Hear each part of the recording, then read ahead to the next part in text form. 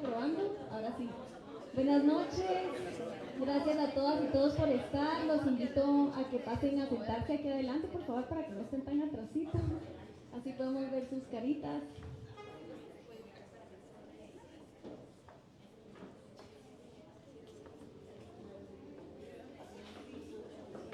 Así estamos más cerquita y nos conocemos mejor.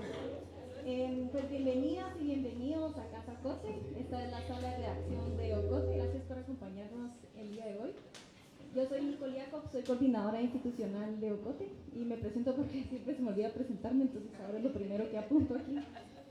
Pues bienvenidas a este taller, a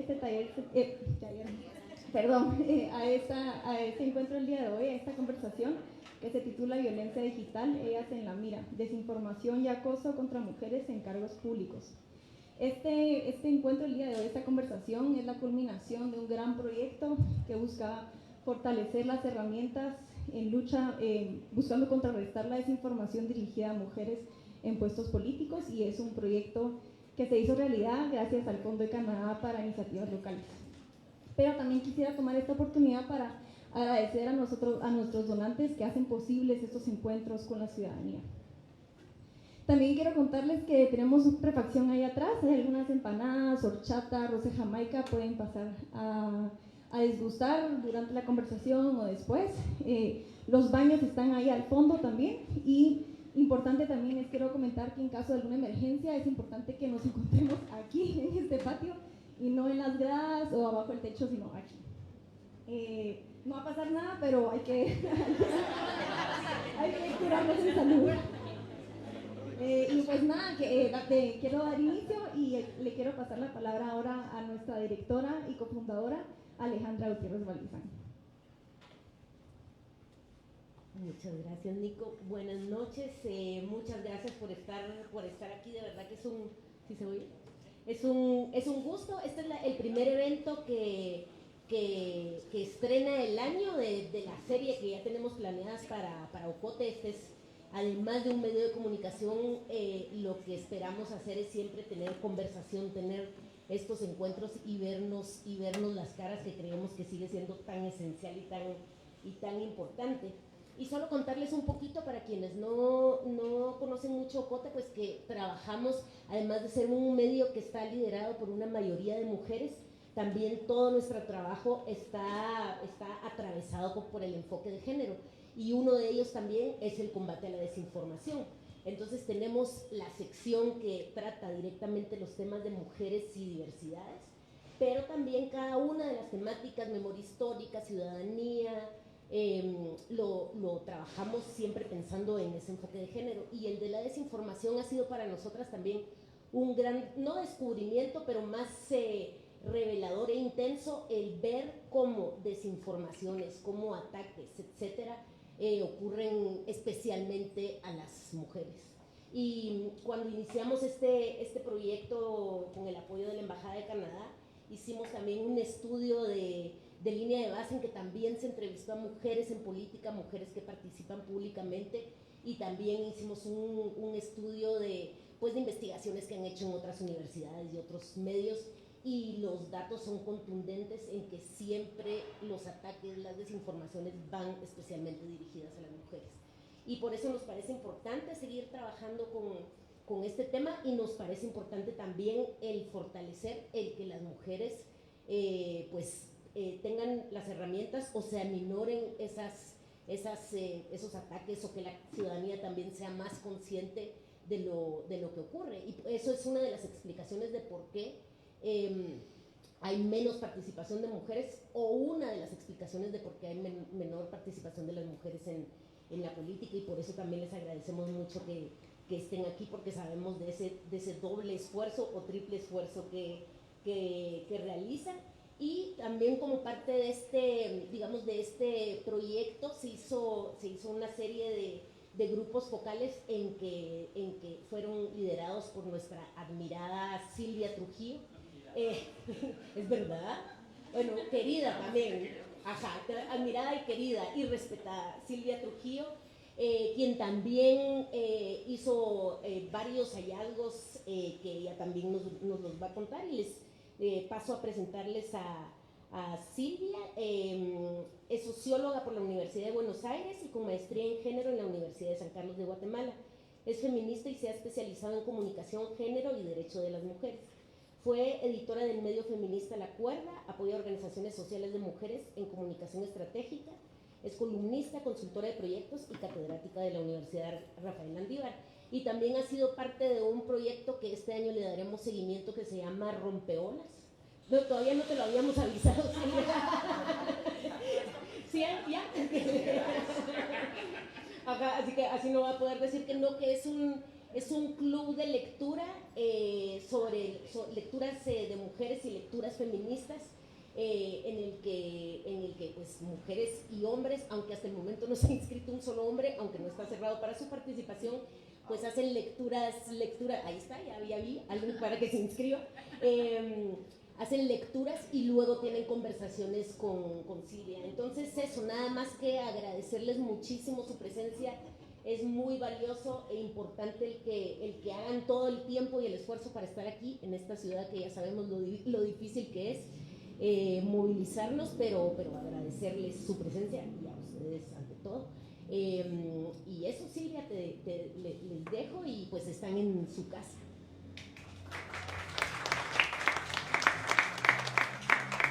Bueno, muy buenas tardes a todas, todos. Gracias por la invitación, gracias Socote. Bueno, lo mío va a ser muy rápido porque la verdad es que a quienes queremos escuchar es a ustedes. Pero como les dijo Ale, hicimos una serie de grupos focales, participaron 16 periodistas, defensoras de derechos humanos, creadoras de contenido, y con ellas estuvimos hablando justamente del impacto de la violencia basada en género, facilitada por la tecnología o violencia digital. Y bueno, acá les voy a presentar algunos de los hallazgos. Julio, gracias. Bueno, aquí hay una definición, yo no me voy a detener a leerla, pero sí es importante que sepamos que el mecanismo de seguimiento a Belém do Pará sí hizo una definición, bueno, empezó en 2015 y la ley es de 2017, que ya, es decir, ya tenemos un instrumento para hablar de la violencia política contra mujeres que participan políticamente. En Guatemala nos ha costado mucho, ha habido 2 intentos de formular una ley en este sentido y como ustedes saben tenemos problemas para que este tipo de leyes avancen, pero bueno, hay mecanismos. Pasemos a la siguiente. Bueno, ahí tienen, digamos, ya las definiciones. Son acciones, conductas u omisiones que menoscaban, anulan el reconocimiento del ejercicio de los derechos políticos de las mujeres, y tiene distintas manifestaciones, algunas de las cuales hoy vamos a ver. Y lo que me parece súper importante es que luego de la definición del MESECBI, hay autoras que han seguido profundizando, y este dato no me parece menor. La tolerancia a la violencia política contra mujeres forma parte de la definición. Es decir, que la tolerancia y la subrepresentación. La subrepresentación está entendida en la definición como una forma de violencia política, en tanto y en cuanto no se hacen los esfuerzos necesarios para que las mujeres puedan participar en igualdad de condiciones. Insisto, esto en Guate todavía no lo hemos discutido, pero ya tenemos herramientas y eso no me parece un dato menor. Sigamos. Y bueno, esto que les decía, ¿no? En la ley modelo sí se entiende la subrepresentación como una de las formas en la que esta violencia se manifiesta y obviamente entendida como una forma de discriminación, ¿no? Y ustedes saben, Guatemala tiene aproximadamente el 20%, por ahí lo digo, de representación política en el legislativo, perdón. Eso no alcanza siquiera al promedio de la región. En la región tenemos 30% de participación política de mujeres en el legislativo, y en Guate, a pesar de que se han hecho por lo menos 8 intentos de reforma a la ley electoral y partidos políticos desde 1992, aquí estamos. Bien, sigamos. Bueno, ahí tienen otra forma de manifestación de la violencia política, que es justamente la violencia simbólica, es decir, aquella que no se considera como tal, y sobre todo el terreno de los medios es un terreno propicio para la violencia política, porque nos han acostumbrado el ojo, la mirada, la cabeza a que este tipo de cuestiones son normales, ¿no? Entonces, y justamente nos parecía importante hablar de esto porque, bueno, los medios, como ustedes saben, moldean las representaciones, o sea, sí influyen en la forma como las sociedades vamos percibiendo los fenómenos. Y entonces, pasate, Julio, porque les traje ejemplos de otros países, para que no entremos en polémicas, aunque sí tenemos varios de aquí, varios, el de los tenis, por ejemplo, pero no me voy a meter por ahí, simplemente voy a hacer tendencia a los tenis. Pero por ejemplo, es 2009, cuando Cristina Fernández era presidenta de la República en Argentina, y esta revista, que es una de las revistas más importantes, saca El Goce de Cristina, y bueno, en esta posición que parece que se estuviera masturbando, ¿no? Esto fue tapa de revista. Obviamente generó controversia, pero digo, esto estuvo y está ahí, circulando todavía. Pasemos. Luego este es un ejemplo de España, donde un medio se toma el tiempo para hablar del corte de pelo de las mujeres políticas de Bildu, ¿no? Digo, estas cosas de tantas cosas que podemos hablar. Acá tuvimos ejemplos, hablaron de los zapatos de la fiscal general, hablaron del rímel de otra política, hablamos de que estaban... Es decir, hemos hablado de tanta cosa intrascendente, pero bueno, en fin, sigamos. Y entonces, de todo esto hablamos con estas 16 colegas que les digo que estuvimos trabajando, y por supuesto que se reconoce el problema, o sea, todas nos dijeron, sí, el problema existe, tiene distintas manifestaciones que ahora las vamos a ver, algunas de las cuales están definidas ahí, ¿no? Por ejemplo, a veces nos cuesta justamente identificar si se está produciendo una agresión por la función pública de esa persona o por el hecho de ser mujer. A veces cuesta dividir esto, ¿no? Pero lo que sí está claro, y ellas lo decían, es que cuando se trata de mujeres, generalmente se adjetiva y se apunta al cuerpo. Que está gorda, que está flaca, que está despeinada, que se viste mal, que se viste bien, que... ¿sí? Entonces ahí eso ya nos tiene que llamar la atención, porque no pasa generalmente lo mismo con los hombres. Igual se ataca a hombres, igual los hombres sufren violencia política, pero es de distinta naturaleza. Y lo otro, pasemos, es que sí hay una distinción cuando se trata de mujeres políticas indígenas. Por eso hablamos de la implicación de opresiones, porque justamente participaron colegas indígenas y nos decían, es que no es solo el cuerpo, es que además es que pareciera que por ser mujeres indígenas tenemos que demostrar que sabemos, ¿no? Y además hay toda una cuestión de clase, o sea, hay unos sesgos clasistas bien marcados cuando se trata de una mujer indígena. Entonces, esto es un testimonio de ellas en el grupo focal. Se vuelve peor, muchísimo peor, cuando es una mujer indígena joven o una mujer indígena con una discapacidad, o cuando es mujer trans, o cuando es una mujer de la diversidad. Sigamos. Y bueno, lo que decía, ¿no? Todas reconocen que existe este problema. Sin embargo, cuando yo les pregunté cuántas piezas sobre este tema o sobre el acoso ya sea en redes sociales, en medios, etcétera, o el acoso que sufren las mujeres políticas han escrito, y solo 2 de ellas habían escrito piezas en los últimos meses. Y referían que sí se había hecho alusión al tema durante el contexto electoral, pero entonces el tratamiento es coyuntural. Si aparece un tema, entonces sí le damos cabida en nuestra agenda. Si no, no. Por ejemplo, seguramente en estos días vamos a ver alguna pieza sobre la agresión que acaba de sufrir Elena por los tenis, digamos. Pero no es un tema que esté en agenda, digamos, que se mantenga en agenda. Y lo otro que es distintivo, y esto tampoco me parece un dato menor, es que cuando la violencia va dirigida hacia las mujeres en política, afecta también al círculo familiar. Hemos visto que no se queda solo en ellas, sino que se ataca también a su familia, ¿no? Siempre hay una referencia, justamente por ese rol social que las mujeres ocupamos, ¿no? Obviamente, si nos hacen alusión a nuestros hijos e hijas por el rol social que ocupamos, eso sí definitivamente nos hace pensar, ¿no? ¿Será que me arriesgo? ¿Será que sigo? Y la otra cuestión que tiene que ver con lo familiar es que en este marco de exigir que las mujeres demuestren que pueden, siempre se alude a que, es que ella es sobrina, hermana, esposa, cuñada de un político, de un hombre, ¿no? Y entonces siempre esta alusión a que vale porque está relacionada con, ¿no? Bien, entonces, bueno, esto, que hay poca cobertura, sigamos. Aquí tienen ustedes, todos estos son testimonios de las compañeras que participaron de los grupos. Hay una recurrencia a la ridiculización del cuerpo, el aspecto físico, o cómo nos vestimos, o cómo se viste. Independientemente, esto me parece importante, independientemente de si es corrupta, si es mala, si cometió X o Y, va un poco más allá. Ese machismo que todavía existe en el que les molesta que las mujeres resalten. no se analizan las acciones políticas o del puesto de la persona, sino que se utilizan adjetivos o calificativos hacia la mujer para atacarla por ahí. Pareciera que hay como una recurrencia a evidenciar que las mujeres políticas no están en el lugar que les corresponde porque la política sigue siendo entendida como una cosa de hombres, ¿no? Y bueno, esto, ¿no? Lo hacen por haber roto estándares, por ser mujer indígena, por quién eres, por dónde vives, si tienes recursos o no. Entonces hay diferentes violencias, por ejemplo, por hablar con ella. Sigamos. Con el tema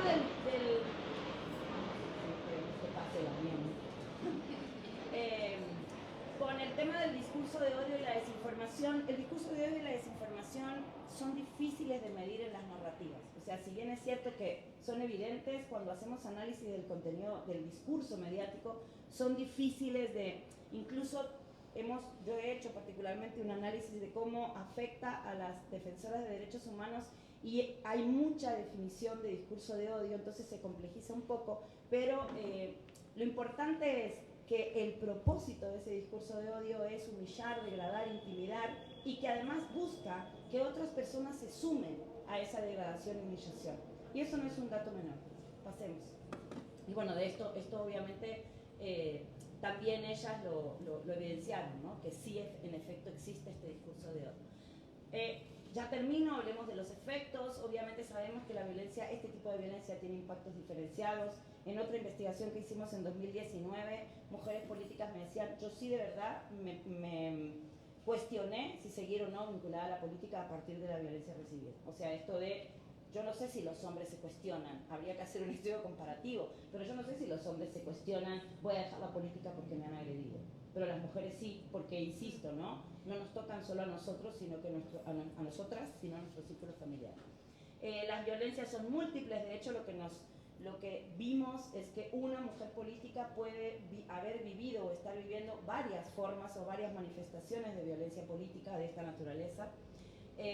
Y obviamente estas prácticas agudizan las brechas porque, sigamos a la próxima, en efecto se atenta contra el reconocimiento, o sea, no solo ha costado muchísimo llegar a ser el 20% en el legislativo, sino que este tipo de prácticas atentan contra la credibilidad, contra la palabra de las mujeres. Esto que digo, hay que estar siempre demostrando.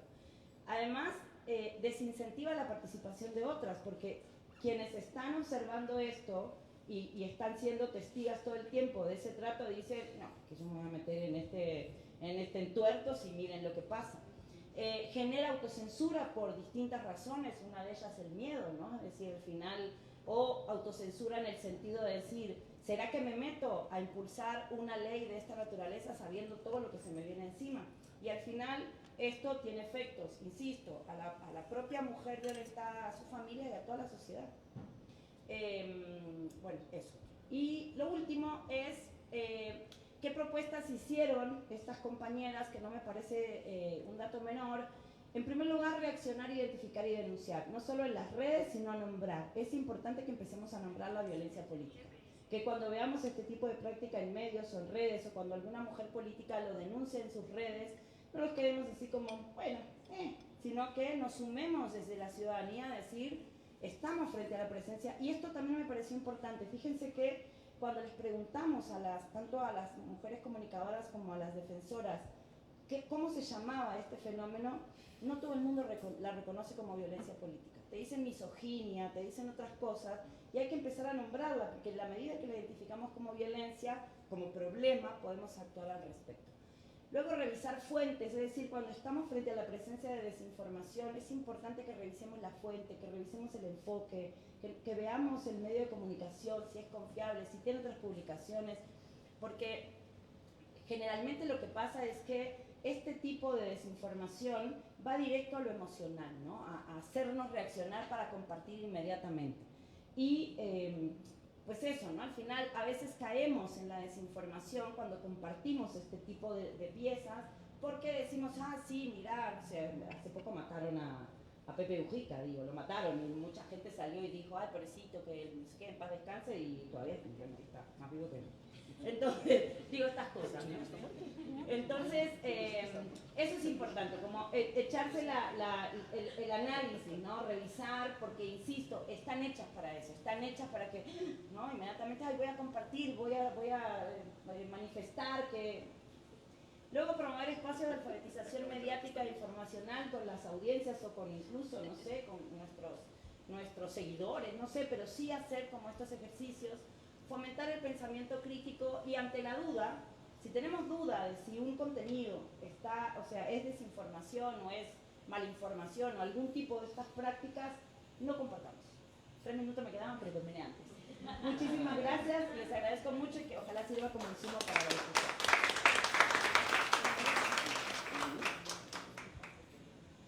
Muchas gracias, Silvia, y buenas noches, mucho gusto, qué bueno verles por acá. Mi nombre es Lourdes Álvarez, yo soy periodista de Ocote y va a ser un gusto poder moderar este conversatorio con las panelistas. Antes de continuar, bueno, solo una pequeña anotación que me comentaban sobre el tema del estudio y de los grupos focales que trabajó Silvia. Se realizaron 2 talleres, uno aquí en la capital y otro en Xelada, entonces importante también, 3. Entonces, importante también ese dato porque, pues, para descentralizar también la muestra, ¿verdad? Entonces, es algo muy relevante. Adicional, acá atrás, si pueden ver, donde están las velitas, tenemos cositas muy bonitas de Ocote que se producen precisamente para la autosostenibilidad. Y creo que pues vale la pena poder darse una vueltecita por ahí. Al final también les vamos a volver a hacer el recordatorio. Entonces, pues para no demorar más, invito a las panelistas a que puedan pasar al frente, por favor, para que puedan ocupar un lugarcito por acá. Como guste. Como guste.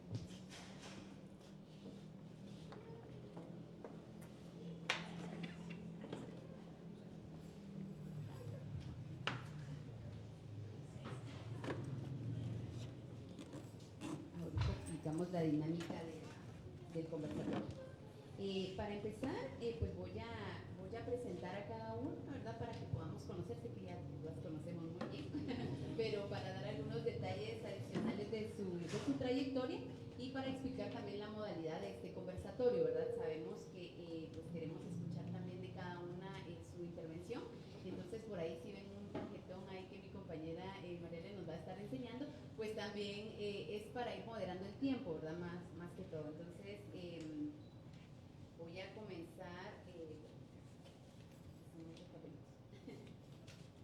Bueno, con Edna Figueroa es una traductora e intérprete quechí, es originaria de Cobán, Alta Verapaz.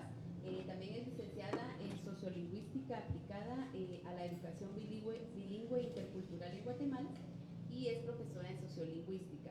También es maestra de educación infantil bilingüe multicultural y bueno, tiene una amplia trayectoria también en el tema de educación con su proyecto Aprendamos con Edna en las redes sociales, ¿verdad? Entonces, y entre otros logros que Edna pues tiene un amplio currículum. Además, está con nosotros pues, la diputada Sonia Gutiérrez, ella es también secretaria general del movimiento político WINAC, es una mujer maya pocomá, es reconocida por su trabajo como defensora de derechos humanos, pues en el tema de mujeres, de pueblos indígenas, además pues es licenciada en Ciencias Jurídicas y Sociales, abogada y notaria de la USAC con una maestría en Derechos Humanos. También fue presidenta de la Asociación de Abogados y Notarios Mayas NIMACU y pues entre otros detalles ahí amplios de su currículum, ¿verdad? Ha impulsado también la Ley Integral contra el Cáncer, la Ley de Alimentación Escolar, entre otras leyes. Damos también la bienvenida a Andrea Reyes. Andrea también es diputada por el Departamento de Guatemala, de la bancada Semilla. Tiene una maestría en Derechos Humanos por la Universidad de San Martín de Buenos Aires en Argentina y también es licenciada en Ciencias Jurídicas y Sociales por la Universidad Rafael Landívar. Pues ha sido consultora, investigadora en diferentes temas y pues ha impulsado también, es promotora de la iniciativa de ley contra el acoso laboral actualmente. Tenemos también a pues Marcela Blanco. Marcela Blanco es activista y política guatemalteca. Se graduó en Ciencias de la Comunicación en la Universidad Rafael Landívar y cuenta con una maestría en Administración Pública. Pues en las elecciones generales del 2023 también fue candidata a diputada, pero pues no alcanzó el escaño, no resultó electa. Y durante la campaña pues sí destacó, ¿verdad?, por su capacidad para conectar con el público joven, ¿verdad?, a través de la plataforma de TikTok, y pues es también algo de su amplio currículum. Entonces pues les damos nuevamente la bienvenida, gracias por asistir y, perdón, bueno, entonces la dinámica, pues vamos a ir haciendo algunas preguntas que ya se les han facilitado también, para que podamos ir conversando, ¿verdad? Vamos a ir turnándonos y, como les explicaba, pues el tiempo también Mariale nos va a ir ahí apoyando para coordinar.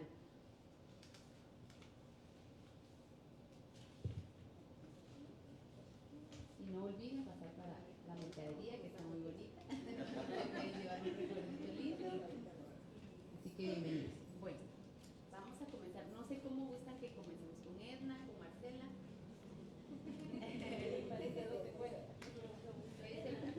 Con Edna. Ok. Bueno, Edna.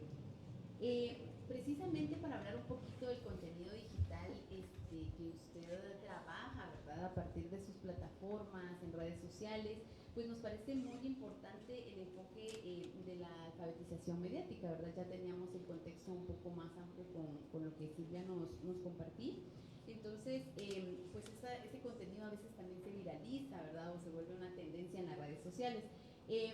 Uno de esos contenidos fue precisamente cuando usted hablaba de la indumentaria maya y pues qué dificultades se enfrentó como mujer pequeña, joven, y pues qué aprendizaje nos podría compartir al respecto. Hunim la saich ole hilcho ere, nim anjoshi honal na que echak kuere na tinruang chikuang sali log la kutan erikin, fayeshela y con ish achchi, ready tenamit kopan. Muy buenas noches, es para mí un gran gusto poder compartir este espacio con grandes personalidades y mujeres que inspiran también a seguir rompiendo paradigmas.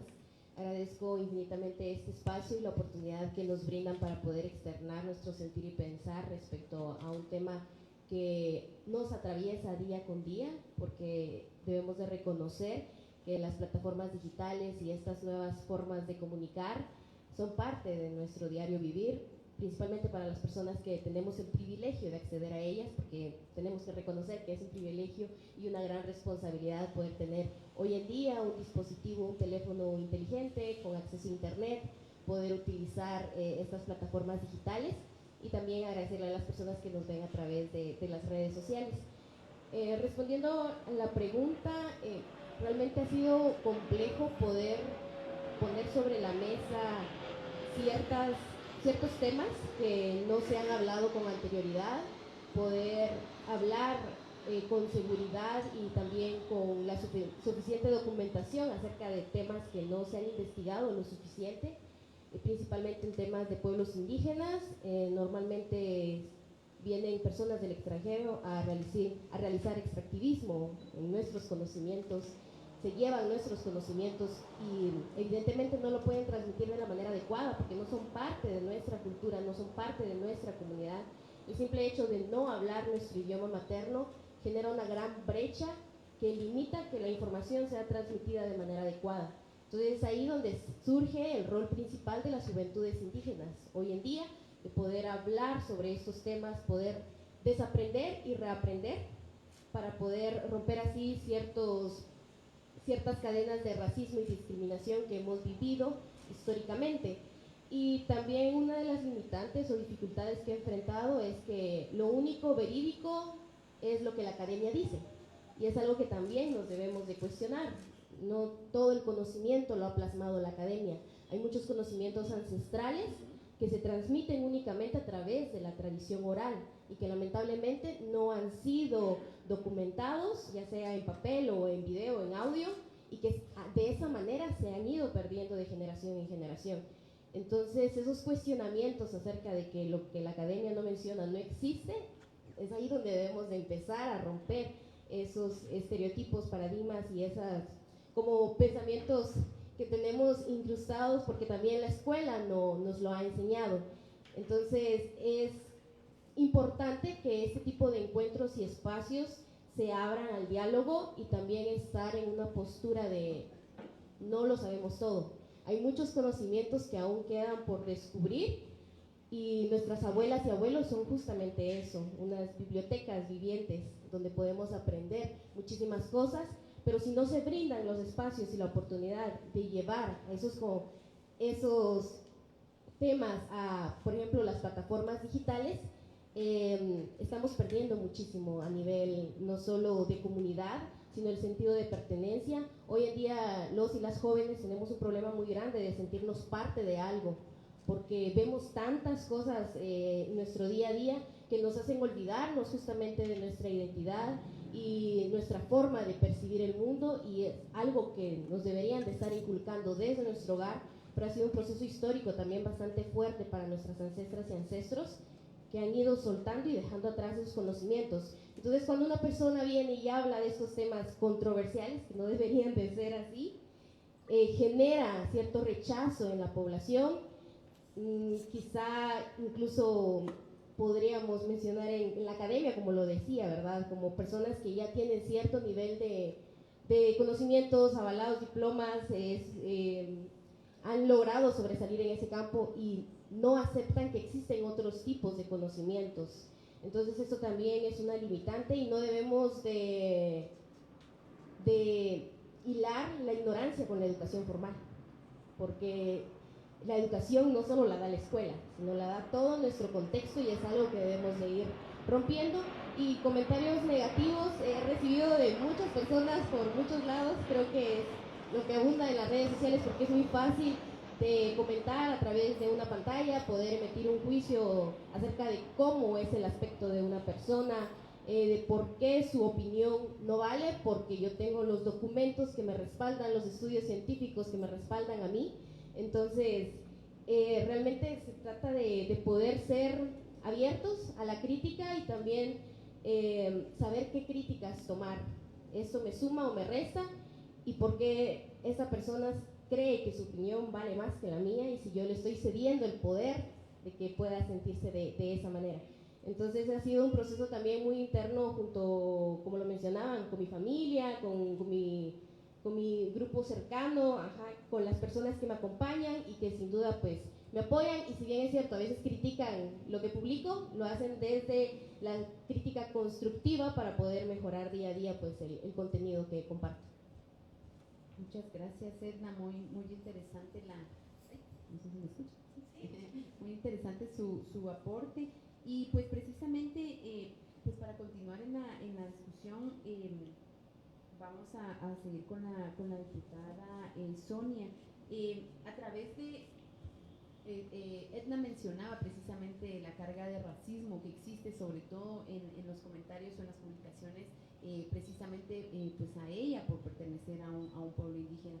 En su caso, pues también nos gustaría que nos comentara, ¿verdad?, cómo se vive ese racismo desde los espacios que usted también ha ocupado.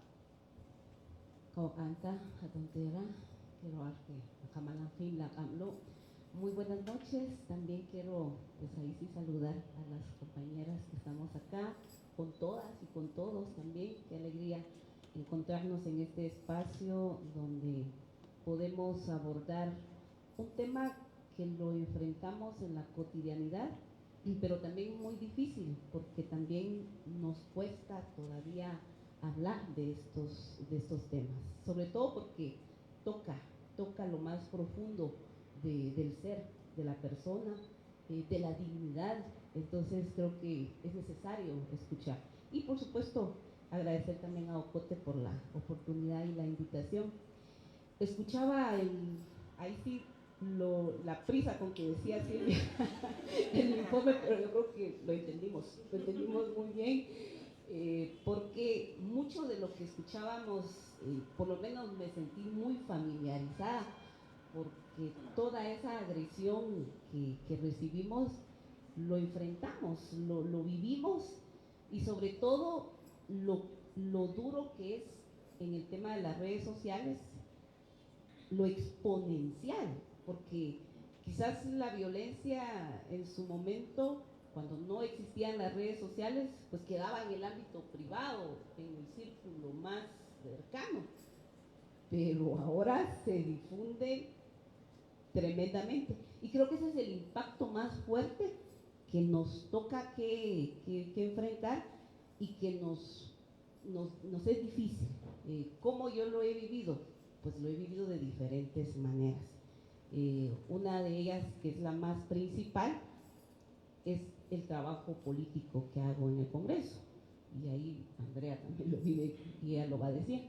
Porque el tema de la condición étnica, por supuesto que tiene un valor fuerte, un componente muy impactante, porque dentro de los ataques que digamos que hacen contra mí, empiezo a ver la revisión de las redes y lo primero que me señalan es, bueno, usted vaya a vender tortillas, ¿eh? O sea, esa es la expresión tan racista.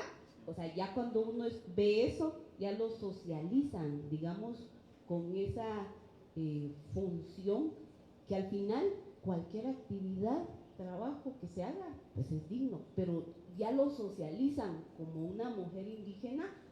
En otro caso, bueno, ¿usted acaso sabe leer? Pues, o leyó lo que aprobó, dicen, ¿no? O sea, ya lo colocan en un plano de que una no conoce, que era un poco lo que decía Edna, que hacia el final de cuentas uno tiene un título no universitario, importa o no, sino más bien es la condición étnica.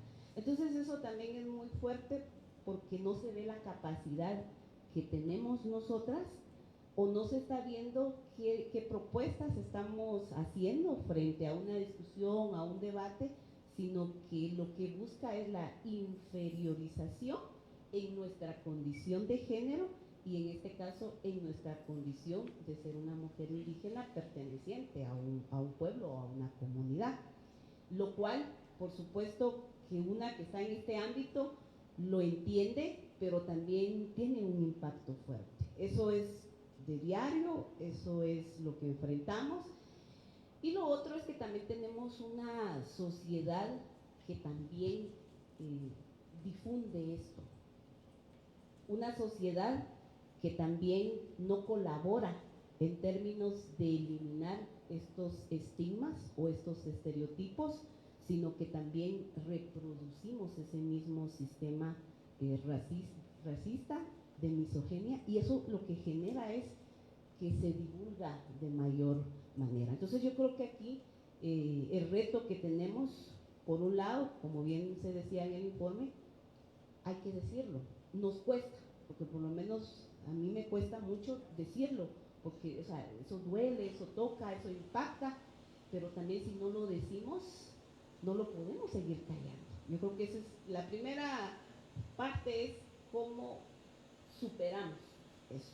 Segundo es que definitivamente también tenemos que seguir educando y formando a nuestra sociedad. Yo creo que las redes sociales son un arma de doble filo, que nos hunde o nos ayuda en otros factores. Entonces yo creo que este tipo de encuentros nos ayuda para ir superando, pero sobre todo cómo cambiamos ese imaginario social de una sociedad donde tiene muchos estigmas y muchos estereotipos, que eso le decía ahorita a la diputada Andrea, como presido ahora la Comisión de la Mujer, estamos retomando una discusión precisamente de cómo se elimina la violencia política en este ámbito digital y esperamos que también contribuya, entre otras cosas que se tienen que hacer en el Congreso.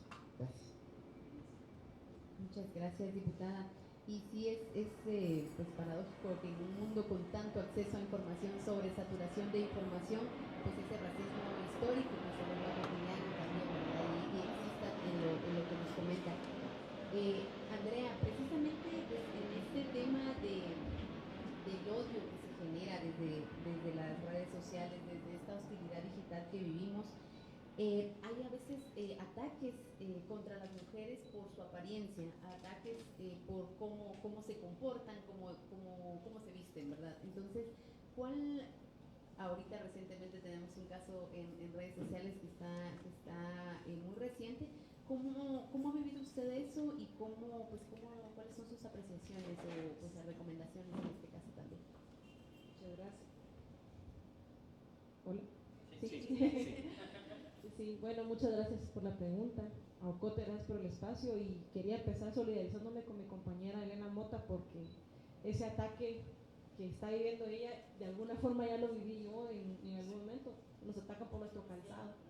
Entonces sí, es un ataque que es ridículo, pero un poco a lo que, y que de hecho Sonia lo mencionó, digamos, nos atacan por nuestro aspecto, nos atacan por nuestro origen, nos atacan por ser nosotros, pero no por lo que hacemos, digamos, o sea, atacan, a Elena la atacaron por usar tenis, no pueden atacar su trabajo porque realmente no hay algo que atacar en el trabajo que ella ha hecho como diputada.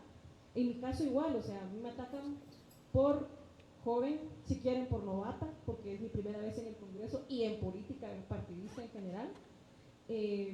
Me atacan por decisiones que toman otras personas, me atacan como abogada, me han atacado por acciones que me niega el mismo sistema y por mi aspecto físico, digamos, yo no respondo ni tampoco tengo por qué responder a un canon de belleza occidental y patriarcal que se ha respondido históricamente. O sea, yo voy al Congreso a hacer mi trabajo y a representar al pueblo lo más y lo mejor posible, y sobre todo de forma digna. Entonces, buscar romper esto, digamos, que se nos ataque y que la violencia no sea dirigida contra nosotros con esa hazaña, es muy complicado y es muy difícil de llevar, pero la realidad es de que a nosotros nos ha tocado hacerle frente a esta situación, porque tampoco se vale que nos sobajen de esa manera y las nuevas generaciones ya no se animen a participar exactamente por eso. También ir rompiendo esa lógica de violencia es muy difícil. Y también hay una cuestión que es complicada de decir, pero digamos, una vez me quejé, miren cuántos netcentes me atacaron hoy solo por mi aspecto físico, porque pues, no respondo a esos cánones de belleza, digamos. Y tiré un pantallazo, y sin mentir, fueron como 50 denuncias que presenté yo en ese ratito. Eran las 10:30 de la noche, o sea, yo ya estaba en mi casa a punto de irme a acostar. Y los comentarios de respuesta son, en lugar de estar trabajando, ¿por qué está denunciando esto? O sea, no tenemos derecho a denunciarlo, no tenemos derecho a quejarnos, no tenemos derecho a denunciarlo y no tenemos derecho a sentir, digamos. Esa es otra cuestión que es muy difícil de llevar, pero que hay que buscar la forma y tener también nuestras redes, sobre todo nuestras redes de nuestras compañeras, que son bien importantes para poder sobrevivir a esta clase de ataques y poder también hacer la conciencia colectiva de que esto no puede seguir pasando, que la política es un espacio para mujeres porque alguien tiene que responder a los problemas que las mujeres vivimos todos los días, y que la violencia de género en materia política tiene que dejar de existir para que exista mejor representación de las mujeres y sobre todo de las mujeres mayas en los espacios de toma de decisión. Muchas gracias, Andrea. Sí, justo pues también con Marcela pues vivió como candidata, ¿verdad? Una campaña pues de odio muy fuerte a través de redes sociales, pero que a través de redes sociales también era como la plataforma donde se daba a conocer, ¿verdad? Entonces, pues precisamente nos gustaría que nos cuentes, ahorita ya conocimos el fenómeno, ¿verdad? Conocemos lo que nos han expresado las compañeras, pero conocer también si hay alguna característica de quién está atrás de esos ataques, si hay algún patrón que usted haya identificado, en de dónde, pues para ponerle también un poco de rostro, si es que se podría, ¿verdad? O de nombre a esa parte que está generando esas cadenas de odio. Buenas noches a todos y todas, es un gusto para mí que me hayan invitado y poder compartir. Yo tengo ratos de no estar así, de no tomar un micrófono, la verdad. Pero sí, yo me sorprendí muchísimo desde el primer día en que anuncié que iba a ser candidata a diputada. No esperaba tanta atención, pero sí hay un patrón y es, tal como lo decían mis compañeras, es a lo físico, pero también es a la capacidad. Cuando a mí me vieron fue, bueno, ¿y tú qué? ¿No estás en el colegio? O a pesar de que ya me había graduado de la universidad, ya estaba estudiando mi maestría, y si algo a mí nunca me ha gustado, porque me lo enseñaron en la universidad mis profesoras y mis profesores, era a poner antes mi título que mi nombre. Entonces a mí no me parecía algo necesario, pero es increíble la cantidad de comentarios que era de, ¿pero qué estudias? ¿Qué tiene que ver eso con política y por qué? Entonces llegué al punto, o sea, que no me gusta, de poner mi título en mis redes sociales porque me di cuenta que es uno de los ataques que más me hacían. Que si no tenía la capacidad, que si era muy joven y que si, pues por ser mujer, ¿verdad? Aún más. Son hombres, la mayoría de veces son hombres, que es bueno, y ¿por qué no mejor te dedicas a OnlyFans? ¿Por qué no te, si, o sea, qué onda con esto? Entonces yo era así como, Dios, bueno, ¿qué está pasando? ¿Cómo tengo que...? Yo he sido muy transparente en mis redes sociales, creo que por eso también tuve muchos ataques, porque sí soy joven y creo que antes, un poquito, 2 años atrás, era más impulsiva, entonces era como, bueno, ¿y por qué yo me tengo que aguantar esto? Entonces sí estoy en política, yo sé que la mayoría de veces odiamos a los políticos por todo lo que ha pasado en este país, pero también tengo derecho a sentir, o sea, y tengo derecho a expresarme y a decir, basta, a veces esto no me está gustando ni para mí ni para las futuras generaciones que quieran animarse a hacer todo esto. Porque sí, espanta, o sea, si yo miro que a alguien la están atacando porque está cumpliendo una meta de vida, entonces digo, si yo tengo esa meta de vida, pero me voy a enfrentar a esto, ¿qué tanto vale la pena? Y es otra de las cosas que también decía aquí la profesora, nos cuestionamos el, ¿vale la pena esto? O sea, sinceramente, ¿vale la pena todo esto que está pasando? Y también me gustaría preguntarle a los compañeros hombres que cuestionen eso, tanto así como uno, porque yo decía, bueno, ¿y qué tal si esto no es mi camino? Mejor ya no, o sea, vale la pena. Pero después me pongo a pensar en que así se construyen los caminos, así se construyen los mejores países por personas que se animan y que, como yo les decía en otras entrevistas hace unos 2 añitos atrás, era de, bueno, que a mí me ataquen todo lo que quieran, para que a las futuras generaciones no sea tan duro. Y miren que sí se puede resistir, pero sí, es difícil, y si hay un patrón, son hombres, duele más cuando son mujeres, porque yo lo esperaría de los hombres, pero cuando son mujeres es como, ay Dios, pero es porque no estamos, es una desconstrucción que tenemos que tener nosotras, es difícil porque hemos vivido todo el tiempo hasta nosotros mismos cuestionarnos y ver más lo físico que lo que está dentro, aunque suene cursi, pero lo cursi es, algunas veces es muy verdad.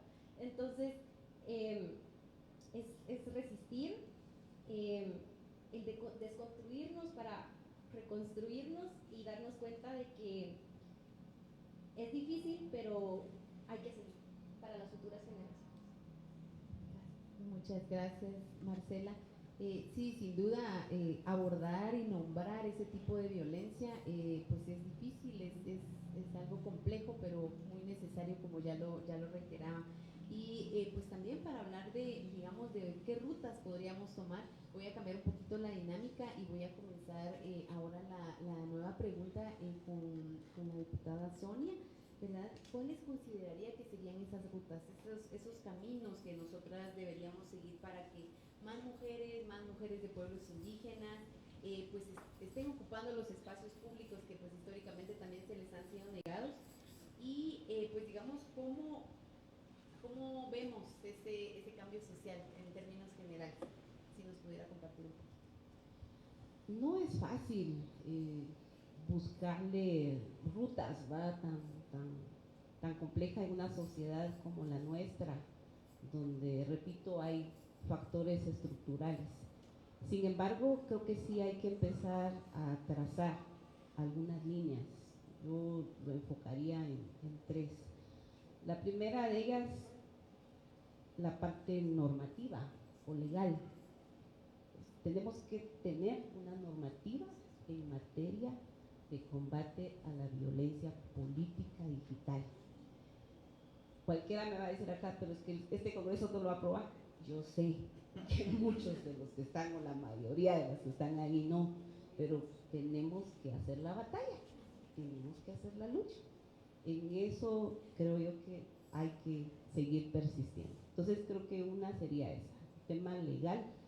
Ahí estamos todos acá y vamos a ver cómo convencemos a más diputados y diputadas para que suceda, entre otras cosas. La otra línea, digo yo, definitivamente es el tema educativo. O sea, sí tenemos que también trazarnos desde un sistema educativo con las autoridades, obviamente, de educación, para cómo desde la niñez, no solamente en la casa, en nuestros hogares, sino cómo desde el sistema educativo, en la escuela, tenemos que empezar a educar Y a mí me encanta que ya ahora de alguna manera vemos que los roles de hombres y mujeres ya los estamos empezando a cambiar. O sea, esa tradición de que la nena tiene que ir a lavar los trastos, pero si lo puede lavar también el varoncito, ¿no? O sea, esos roles ya los tenemos que empezar también a cambiar y transformar desde la cotidianidad, pero por supuesto la escuela es fundamental y el sistema educativo también tiene que cambiar.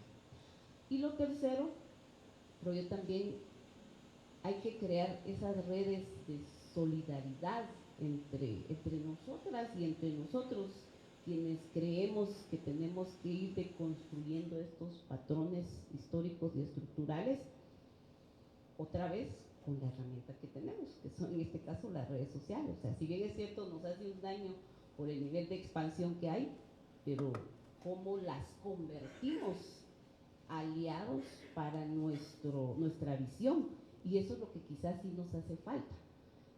Porque aquí es donde nos ganan los famosos netcenteros, ¿verdad? Obviamente es toda una plataforma, una estructura, hay recursos, hay gente que está dedicada a eso, pero también cómo creamos esas redes, insisto, de solidaridad que nos permitan ir socializando. Por eso me gustaba cuando se decía acá en una de las láminas, si hay duda, pues entonces no lo compartimos, ¿verdad? O sea, es que a veces, miren, las redes sociales es como una adicción. Lo miramos, ni terminamos de ver el video y por el título ya lo socializamos. ¿Por qué? Porque no tenemos una cultura también de revisar esto. Entonces yo creo que la cotidianidad serían algunas de las acciones que se podrían impulsar. Y por último, creo que sí, algo que quiero enfatizar también en este espacio es que sí necesitamos también entre nosotras y entre nosotros entender que somos una sociedad que debemos comprender nuestra diversidad cultural. Somos un país donde coexistimos diversas culturas. Y me voy a enfocar el tema étnico, porque es donde pues sí nos ha golpeado mucho esa parte. Tenemos que entender y decir las mujeres nuestras diferencias que somos. Yo sé que sufrimos de violencia política todas las mujeres, pero cuando somos mujeres indígenas es más fuerte todavía esa violencia política porque hay otro agregado.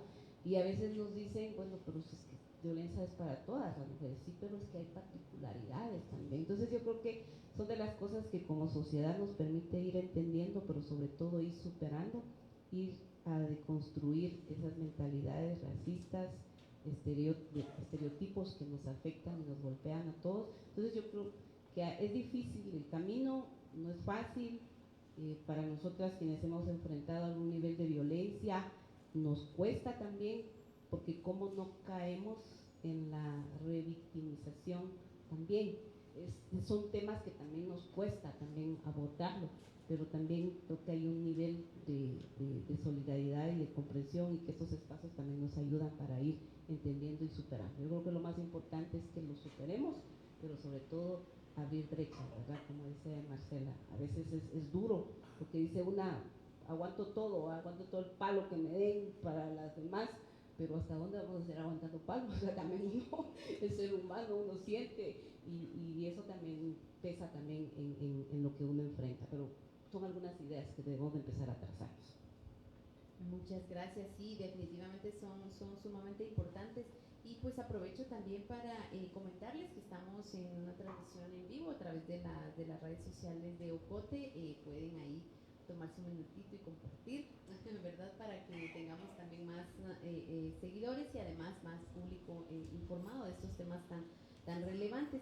Y precisamente por alusión a lo que comentaba la diputada Sonia, pues a la diputada también Andrea, me gustaría preguntarle, ¿verdad? Pues usted así, además es abogada, pero pues ha sido víctima también, como comentaba, de este acoso y este odio digital. Y retomando lo de ya no aguantar palo, ¿verdad? Porque ninguna está dispuesta a seguirlo aguantando. Entonces, ¿cómo podríamos defendernos? ¿Qué estrategias considera que legalmente tenemos ahora para poder hacerle frente a este problema? Y pues que al final se fiscalice a las mujeres por el trabajo, ¿verdad? No por su aspecto cómo se ven, ¿verdad? Entonces, si tiene algo al respecto para comentar.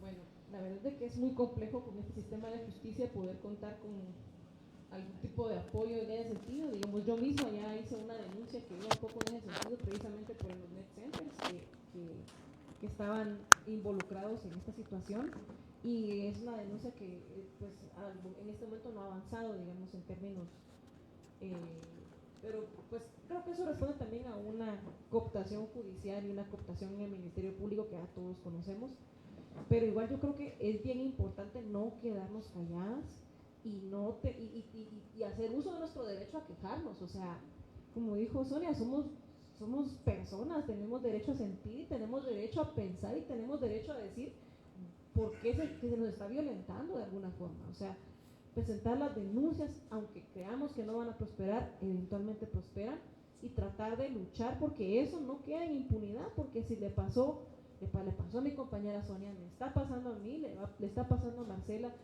nos va a seguir pasando, le está pasando a Edna, nos está pasando a todas. Y en tanto menos impunidad, aunque sea mediática, porque lo importante es que se hable del tema y cambiar las prácticas. Yo no sé qué tanto vamos a lograr evitar que esto siga pasando, pero si entre más lo hablemos y entre más se diga, menos va a ser la violencia que eventualmente vamos a recibir, porque se está hablando y está haciendo ruido en la sociedad. Esa es la transformación que necesitamos, que la gente deje de vernos a nosotros como ornamentos en el hemiciclo parlamentario o en los listados de las candidaturas, y que nos empiece a ver como personas políticas que tenemos toda la capacidad y el derecho de participar en elecciones generales, de participar en espacios de toma de decisión y de representar a un sector de la población que está muy vulnerado, que son las mujeres, y especialmente las mujeres mayas. O sea, yo creo que sí es importante que lo digamos, que lo nombremos, que lo denunciemos, y que con eso ya es más difícil y tal vez se entran en conciencia de la clase de violencia que nosotros como mujeres estamos recibiendo en espacios de política. Gracias, Andrea. Y justo en ese tema, digamos, hay sobresaturación de información y también replicamos a veces, como decía Sonia, sin darnos cuenta, videos, información. Silvia ya decía también que había matado a Mujica, ¿verdad? Entonces, creo que… No, otras personas, Silvia no, no, otras personas.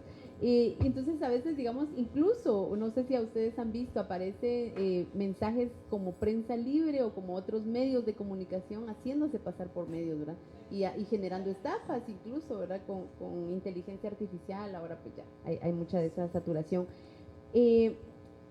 Digamos, en ese sentido, ¿qué recomendaciones para Edna, ¿verdad? Con las plataformas, ¿qué recomendaciones tiene para no replicar precisamente esa desinformación, para hacer espacios digitales más saludables? Porque también hay formas, digamos, de poder generar esas relaciones que no sean tóxicas. Entonces, ¿sí tiene alguna recomendación? Sí, considero que existe una corresponsabilidad. Primero, lo que subimos en redes sociales, lo que compartimos, a lo que reaccionamos, porque eso también le da más viralidad. Que nos hayamos, no sé, quedado dándole like o comentando, eso hace que llegue a más personas. Y también la responsabilidad de analizar qué tipo de contenido consumimos. Poder cuestionarnos es muy importante, porque ahora es muy fácil tomar un celular, grabar un video, hablar sobre un tema polémico, ponerle un clickbait ahí, un título que llame la atención, algo que genere polémica, que se abra la controversia. ¿Y por qué pensamos de que la persona que nos está hablando en la pantalla tiene la verdad absoluta, ¿verdad? Es un poder que le estamos dando a esa persona. Y después repostearlo, y tenemos el poder sobre las personas que también nos siguen, porque miran este contenido y quizá confían en nuestro criterio, confían en lo que nosotros pensamos o creemos, y luego ven este contenido fake o desinformativo, y después lo replican nuevamente. Entonces es una cadena en la que caemos, y justamente es ahí donde cae la responsabilidad de cada una de las personas, de poder cuestionarse todo lo que vemos en redes sociales, tener varias fuentes de información, porque sabemos que los medios tradicionales también son muy manipulables y manipulan a toda una masa de personas. Y ahora tenemos la fortuna, y quizá también la desgracia, de tener estos medios alternativos, las plataformas digitales, que están al alcance de muchas personas que tienen quizá una doble intención, no solo de informar, sino también de dividir. Y es justo ahí donde recae en la sociedad, ¿verdad? Dividir a las personas, crear opiniones distintas que después afectan en decisiones mucho más importantes, como lo es la política, el Congreso, e incluso replicar estos discursos que he escuchado en muchos jóvenes. Bueno, yo no voy a hablar sobre política, no voy a compartir nada sobre política porque a mí no me afecta, pero nuevamente la desinformación, la ignorancia también que existe en torno a estos temas, porque vivimos también en un sistema que no nos educa a poder ser críticos, sino nos educa únicamente para poder replicar estos patrones y mantenernos siempre al margen de ciertas situaciones, y no nos lleva a tener un pensamiento crítico, a poder cuestionarnos, a poder preguntar, ser también informarnos de manera autónoma, poder buscar varias fuentes de información como lo mencionaba. Y también hay que mencionar y poner algo aquí sobre la mesa, la brecha lingüística que existe en cuanto al acceso a la información. A veces algunos medios que pueden ser muy buenos utilizan palabras muy rebuscadas que no todas las personas entienden. La forma en cómo comunicamos la información influye también en cuántas personas van a sentirse atraídas y van a querer interactuar con la información que se publica en redes sociales. También el poco acceso a la información en idiomas originarios. Es una brecha enorme, como a través, muchas comunidades tienen como única alternativa las radios comunitarias, pero que tampoco a veces no tienen la información necesaria o las capacidades necesarias para poder contextualizar y poder brindar la información de la manera más adecuada, que sea fácil de digerir para las personas, y esto genera también una brecha de privilegio en cuanto al acceso a la información, y principalmente recae en las mujeres nuevamente, porque muchas mujeres son monolingües, solo hablan un idioma maya o un idioma originario, lo cual limita su acceso a la información. Y ahora bien, si vamos a estas otras alternativas para informarnos, no todas las personas tienen acceso a un dispositivo. En muchas comunidades no hay energía eléctrica, no hay conexión a internet, no tienen estas alternativas para informarse, y son realidades que también debemos de mencionar, porque la información también está centralizada. Se centraliza únicamente en las personas que tienen el privilegio de contar con cierto dispositivo, cierta herramienta. La forma en cómo se da o se brinda la información también en Twitter, ahora X, o también en Facebook, en TikTok, en Instagram, son diferentes formas de comunicar y formas de exponer la realidad de nuestro país, y obviamente influyen varios aspectos, incluso la edad. Las personas más jóvenes consumen cierta plataforma, les gusta los contenidos que sean más rápidos, que vayan directo al punto, a lo que se desea informar, y la forma también en cómo comunicamos las cosas es una gran responsabilidad que tenemos hoy en día las personas e instituciones que realizan contenido con la finalidad de poder educar a la población y justo adaptar todos estos discursos a un lenguaje más fácil de digerir y que también genera un impacto, es muy importante. Muchas gracias, Edna.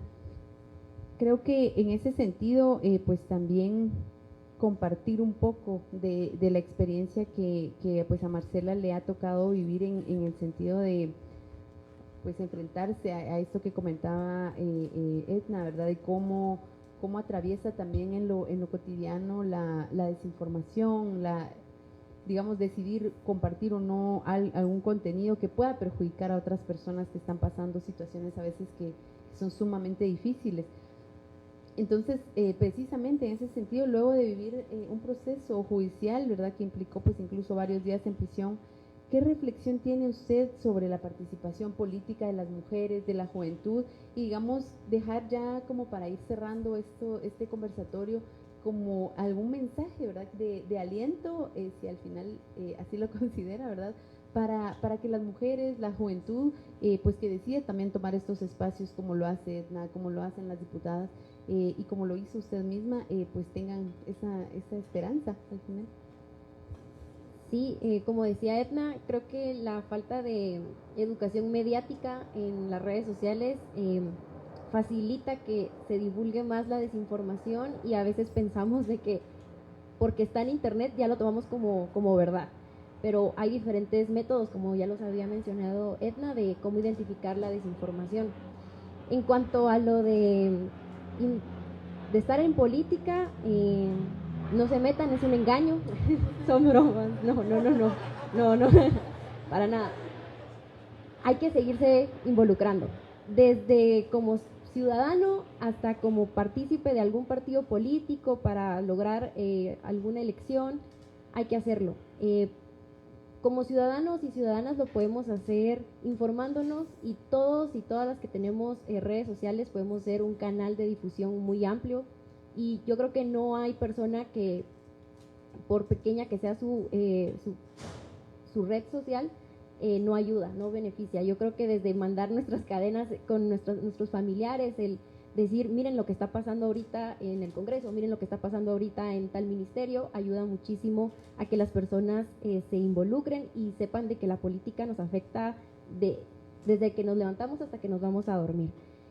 Y para las juventudes es difícil, yo creo que es más que obvio decirlo, pero se necesitan más personas ahí adentro en todo lo que es el Estado, en la administración pública, porque no se puede hacer de la noche a la mañana un cambio así significativo, pero sí podemos empezarlo a hacer desde el hecho de incentivar a las otras personas a informarse acerca de cómo funciona la administración pública, porque muchas veces sucede de que no sabemos a dónde acudir cuando nos molesta algo político. Y eso es también por la falta de formación política y ciudadana. Bueno, me molesta que haya tráfico, bueno, ¿y esto a quién le corresponde? ¿A qué ministro? ¿O al presidente? Entonces todo eso nos ayuda muchísimo a saber a dónde dirigir nuestras denuncias, nuestras molestias y eso, darnos cuenta de que la política sí nos afecta a todos y todas y el que cada persona que estamos aquí llevar un mensaje de miren, es importante hablar de estos temas porque Guatemala no está así por una casualidad. No es casualidad que estemos de esta forma, sino que como ciudadanos también tenemos y ciudadanas el compromiso de poder cambiar el estigma de que la política está muy lejos de nosotros, no, está muy cerca y nos afecta directamente como ciudadanos desde lo que es la libertad de expresión, por todo el caso que yo estuve. Es increíble, pero yo diría, bueno, en ese momento yo pues ya había dejado de ser una candidata, ya había pasado nuevamente a ser una ciudadana más, pero entonces ahí nos damos cuenta que cuando una voz molesta a cierto grupo, entonces ya no solo es contra gente política, sino es que también contra los ciudadanos y ciudadanas. Entonces si ellos miran a alguien, una persona que puede mover o está molestando, porque otras personas dicen, bueno, ¿y qué está pasando aquí? ¿Por qué se comienzan a cuestionar? Y otras personas se comienzan a cuestionar y hacemos una cadena de cuestionamiento de lo que está pasando, les molesta y hacen todo lo posible para decir no. Y es un mensaje también que mandan de miren, si ustedes se meten a esto les va a pasar. Entonces, evitar que por lo menos las personas que estamos de este lado, sí, cuesta muchísimo el seguir adelante, pero creo que ahí está también algo muy personal que es el motivo, la causa por la que estamos vivos. Yo siento que si estamos vivos, nuestra causa, por lo menos la personal, es hacer de nuestro contexto, no solo para nosotros, sino para las demás personas, un mejor lugar para vivir. Y la política es el camino por donde podemos hacer cambios significativos, no solo para uno, sino para muchas personas. Entonces, desde lo que yo he vivido o sigo viviendo, les puedo decir de que sí afecta, pero también incentiva a continuar, porque si yo me salgo, entonces, bueno, la gente puede decir, ay, no, pues sí, vienen, o sea, ¿para qué tanto, verdad? Pero no, hay que continuar y no parar. Gracias. Perfecto, muchísimas gracias entonces a las panelistas por sus intervenciones. Creo que ha sido muy enriquecedor poderlas escuchar, tanto desde las experiencias personales como las experiencias pues políticas en todas sus actividades. Y creo que pues para retomar un poco, podemos también invitar al público que pueda hacer algún par de preguntas. Creo que todavía tenemos un chancecito para un par de preguntas, o si hay preguntas también a través de las personas que nos están escuchando, escuchando y viendo a través de las redes sociales. Pero comentar, digamos, que también decidir informar, todas las personas podemos ser potenciales informadores y potenciales desinformadores, ¿verdad? Entonces tenemos que también tomar, digamos, esa responsabilidad personal, que al final también se convierte en algo colectivo, ¿verdad? Entonces comentar, informarnos, comentar o compartir, pues también implica en una acción política. Incluso pues en lo que comentaba usted, Marcela, al final decidir participar es político, decidir no participar también es político al final, ¿verdad? Entonces creo que hay mucho debate para este tema, pero pues tendríamos que turnar una vigilia, digo yo, para poder alcanzar a abordar todo el contenido. Pero al final no sé si pues mis compañeras o mis compañeros tendrán alguna pregunta a través de redes sociales, ¿ok? O dentro del público, si hay alguna pregunta o alguna intervención cortitita que quisieran hacer, también tenemos un pequeño espacio. Sí, adelante. Ay, solo que creo que hay que... Solo si nos puede brindar su nombre también. Buenas noches, mi nombre es Vianey Val. Yo quisiera hacer una pequeña intervención en cuanto a cómo poder empezar a manejar el tema, porque ellas están ya en lo grande, en lo visible, están expuestas por su misma posición en la sociedad, que pues, es la política, que es lo más visible que generalmente tiene un país. Pero creo que desde lo personal podemos todas empezar a marcar una diferencia aprendiendo a poner límites. Es algo que nos cuesta mucho. A veces nos lleva 20, 30, 40, 50 años de vida empezar a poner límites, incluso con nuestra misma familia. Entonces, en la medida en que vayamos poniendo límites en lo personal, vamos a poder ir irradiando la percepción general en la sociedad de que los límites personales de todo ser humano se respetan, no importando su jerarquía, su estrato social, su nivel cultural, su origen étnico o sus creencias. Eso es importante. Por otra parte, creo que a mí mi tema realmente no es tanto lo político, sino lo espiritual. Y en lo espiritual he aprendido que cuando hay algo, por ejemplo, un recipiente con algo sucio, algo turbio, y no es posible volcar lo turbio por alguna razón, en lugar de volcar lo turbio para no hacer un reguero, se empieza a echar bueno, para ir limpiando, que vaya saliendo lo malo por medio de echar bueno. Está bien la denuncia, está bien hacer ver las situaciones, pero yo creo que aporta más al resultado final, que llegue un poco más rápido ese resultado final, agregar algo positivo para que lo negativo pierda fuerza. Algo como lo que decía Marcela, hay que participar, y a veces la participación no necesariamente va a ser política, no va a ser institucional, puede ser una participación en cómo yo me dirijo al resto. Somos una sociedad verbalmente agresiva, somos una sociedad con violencia desde la cuna hasta la tumba, y la violencia no solo es en términos de porque me cae mal esta mujer porque se está queriendo meter en cuestiones de hombres, sino somos verbalmente agresivos con nuestros hijos, con nuestros padres, con nuestros compañeros de trabajo, con nuestros compañeros de estudio, con nuestros vecinos, ya sea de forma directa, o cómo nos referimos a las personas. Entonces, en la medida en que vayamos pudiendo cambiar en nuestro entorno cercano estas costumbres de agresión verbal, de violencia, vamos a ir sacando esa agresión general que se va hasta las esferas más altas, partiendo de la base. Yo creo que son dos cosas que les quiero dejar en su tinterito personal, ¿verdad?, para que las tomen en cuenta en su vida cotidiana, porque al final no todos tenemos los espacios ganados como para incidir públicamente, pero a veces se incide más desde adentro. Creo que también, como decías, Edna, la familia, la cultura, lo cercano es lo más profundo, y desde lo más profundo es que podemos alcanzar lo más alto. Gracias, buenas noches. Muchísimas gracias. Damos un último espacio. Buenas noches, mi nombre es Julio Menchú y una pregunta facilísima. ¿No se les ha ocurrido funar a estas cuentas que se dedican a estas cosas? Gracias. No sé quién toma la respuesta o quieren. Ajá. Digamos, eso depende mucho, digamos, porque hay una cuenta famosa que tiene al villano de Star Wars, que ya todos sabemos cuál es, que realmente, digamos, es difícil porque nosotros tampoco queremos amplificar ese discurso, o sea, es bien complicado y todo el mundo sabe que esta cuenta, y no porque uno la fune va a parar, me explico, y a veces son personas de carne y hueso, digamos, que sí tuitean y que tienen todavía internalizado un patriarcado muy fuerte, pero también a veces no es una conversación en sí misma, digamos, qué sé yo, en el país pasan miles de cosas todos los días, y a veces tratar de hacer esta conversación puede ser amplificar un discurso que realmente no estaba originalmente en el ambiente, ¿verdad?